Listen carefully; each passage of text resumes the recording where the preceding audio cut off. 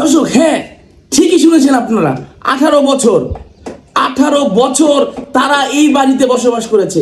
ঠিক তাদের চোখের সামনে এখন কিভাবে নদীর মধ্যে বাড়িটা তলিয়ে যাচ্ছে, তাদের কিচ্ছু করতে পারছে না, তারা কিছুই করতে পারছে না।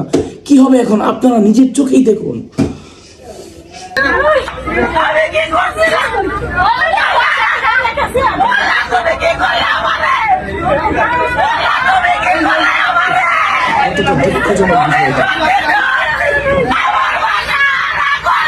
কতদিন আগে বাড়ি আপনাদের আছেন? কতদিন আগে থেকে না আপনাদের বাড়ি কতদিন ধরে আছেন এখানে?